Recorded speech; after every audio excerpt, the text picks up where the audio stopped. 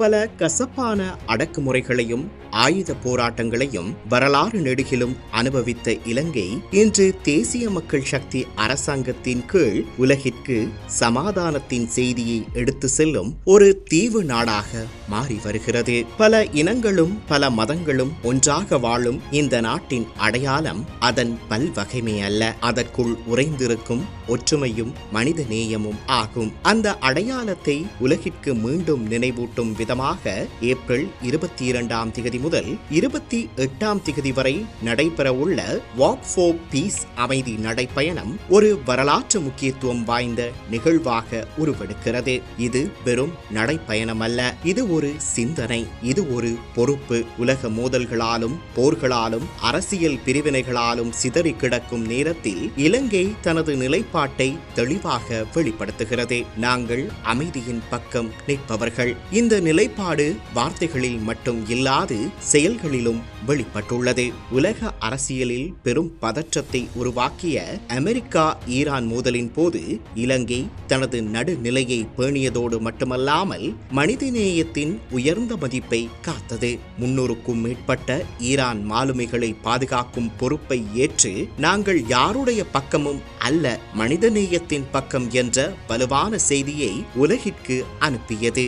அதேபோல் இந்தியா, பாகிஸ்தான் போன்ற நாடுகளுக்கிடையிலான கிரிக்கெட் போட்டிகளும் கூட கடந்த உலகக்கோப்பை போட்டியின் போது அரசியல் உணர்ச்சி மோதல்களாக மாற்றப்பட்ட சூழலில் சகோதரத்துவம் மற்றும் புரிதலை வலியுறுத்தும் முயற்சிகள் கௌரவ ஜனாதிபதி அனுரகுமார திசாநாயக்க தலைமையில் முன்னிலைப்படுத்தப்பட்டுள்ளன.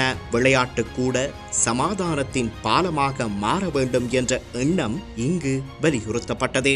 இந்த பின்னணியில் சர்வதேச பௌத்த துறவிகளின் பங்கேற்புடன் நடைபெறும் இந்த அமைதி நடைப்பயணம் உண்மையான பௌத்த தத்துவத்தின் உள்ளார்ந்த அர்த்தத்தை மீண்டும் இலங்கை சமூகத்திற்கு கொண்டு சேர்க்கும் முயற்சியாகும். பல சமயங்களில் அரசியல் மயமாக்கப்பட்ட பௌத்த துறவி வேடம் பூண்ட கயவர்களின் மத பேச்சுக்களால் மறைக்கப்பட்டிருந்த பௌத்த தர்மத்தின் உண்மையான மதிப்புகளான கருணை, அஹிம்சை, சமத்துவம் ஆகியன இந்நிகழ்வின் மூலம் வெளிச்சத்துக்கு கொண்டு வரப்படுகின்றன.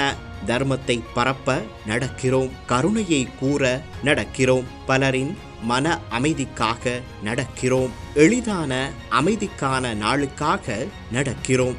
இந்த உணர்வுகளை தாங்கிய இந்த பயணம் ஒரு ஆன்மீக இயக்கமாக மாறுகிறது. ஒவ்வொரு அடியும் ஒரு பிரார்த்தனை, ஒவ்வொரு சந்திப்பும் ஒரு இணைப்பு.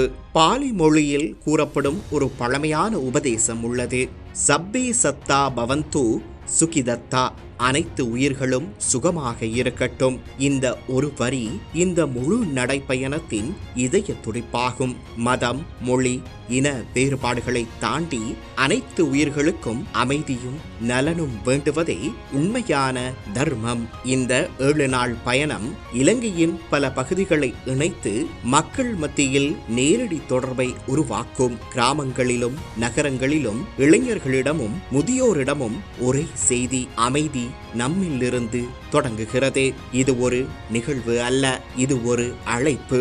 உள்ளத்தில் அமைதியை விதைப்போம், சமூகத்தில் ஒற்றுமையை வளர்ப்போம், உலகிற்கு ஒரு புதிய பாதையை காட்டுவோம். இலங்கை மீண்டும் ஒரு முறை உலகிற்கு சொல்கிறது: அமைதி சாத்தியமற்றது அல்ல, நாம் அதை நடைபோட தயார்.